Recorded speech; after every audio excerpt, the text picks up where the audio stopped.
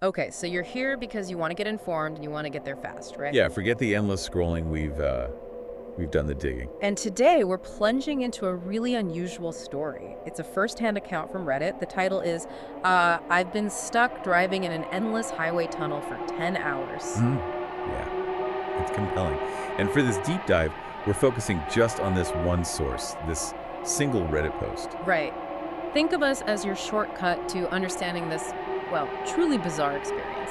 We'll explore the details the user shared. And together, we'll try to unpack what it all might mean. We'll figure it out. So our mission is simple. Get the core of the story, offer some perspective, maybe leave you with a few intriguing questions. Oh. Okay, let's dive right in. So this Redditor, Scenic, they start by saying they're not new to long drives. Cross-country, U.S., they've done it before. That's right. They mentioned driving LA to Chicago before, but using Route 66.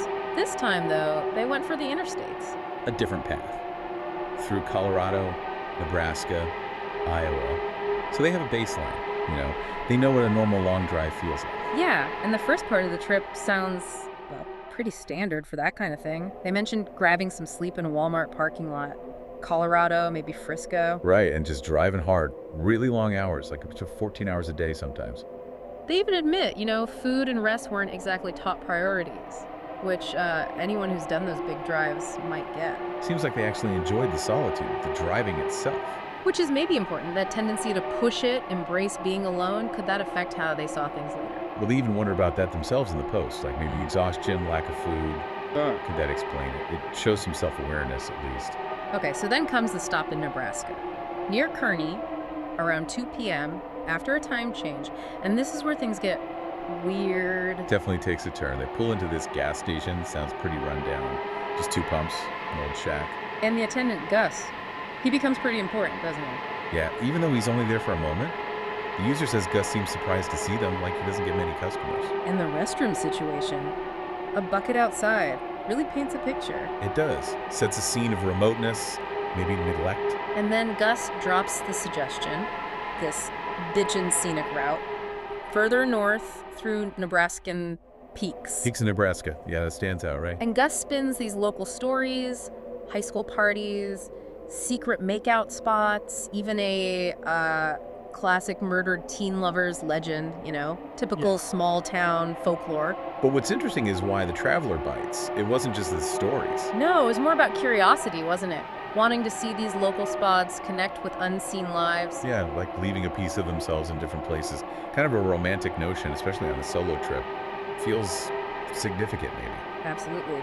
So Gus gives these, let's say, crude directions. Stay on I-80, hour or two, look for a dirt road on the left, can't miss it. And it'll take them where they need to go. That specific phrase. It hangs there, doesn't it? It really does. So the user feels adventurous, grabs snacks, Sour Patch Kids, Cheez-Its, Red Bulls, cigarettes. The essentials. Fills a tank Yeah. and heads off looking for this road. And leaving I-80, you get the sense of the landscape changing.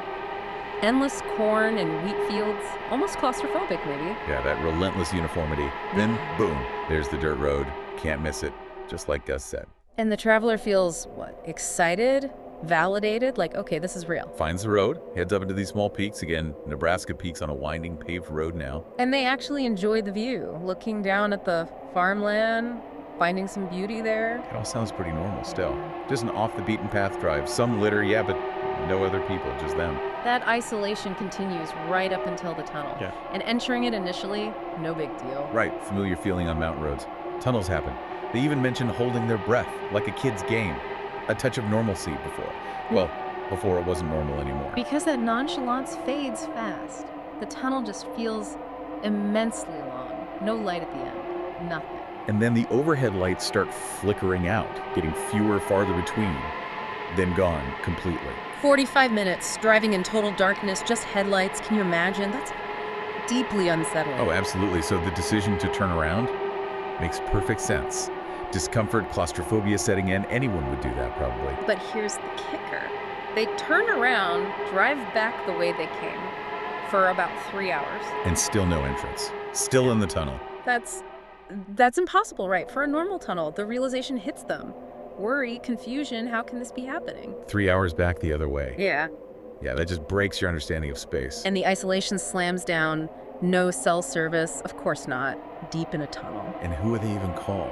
They mention an estranged mother, no close friends, a difficult ex. Right, and they hadn't told anyone they were taking this route or even this part of the trip, just totally alone. Which just makes the whole situation even more terrifying, doesn't it? No easy lifeline. Then a glimmer of hope. A single bar of cell service appears, fleetingly. You can just feel the desperation in that moment, trying to call their mom. And the call fails, that sinking feeling. But then, a sound. Faint at first, like a cough, then louder, like people shouting, maybe playing. Hope surges back, right? Rescue, other people are here. But that hope just gets crushed instantly by this overwhelming sound, hundreds of running footsteps. Coming from both directions, oh man. Yeah, approaching fast.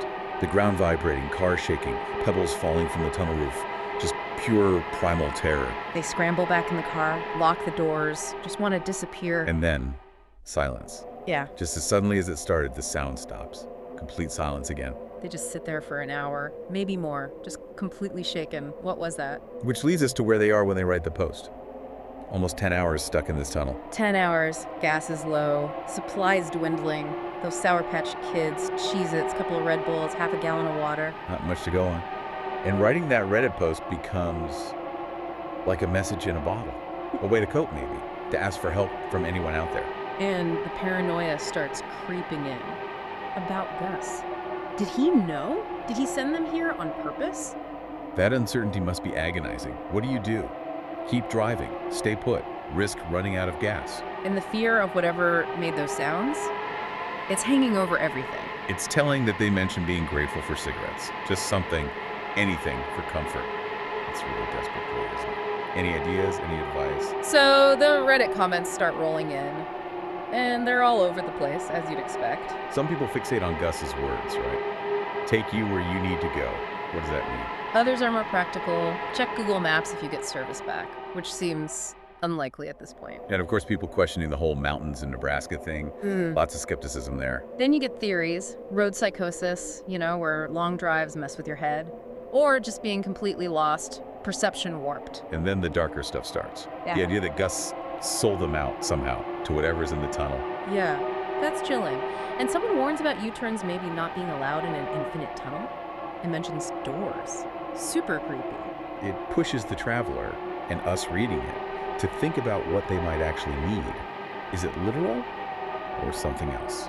Someone even brought up the Chesapeake Bay Bridge Tunnel, how long it feels, as maybe an example of distorted distance perception. It's a weird comparison, but makes you think. And another commenter just chimes in with like, yeah, stopped in Nebraska once, bad vibe. Just adding to the general unease. So it's all very ambiguous, isn't it? We have this one account posted on a subreddit often. So yeah, we've kind of walked through the whole journey now. From a pretty normal, if long, road trip. To being trapped in this impossible, terrifying situation.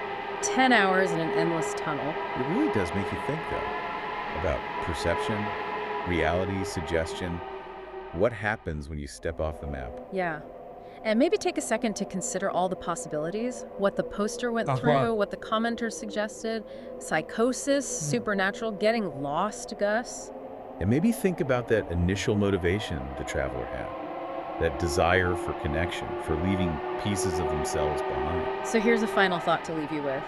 Could this whole detour, this tunnel nightmare, could it be something more than just a wrong turn? Given what they were searching for, maybe.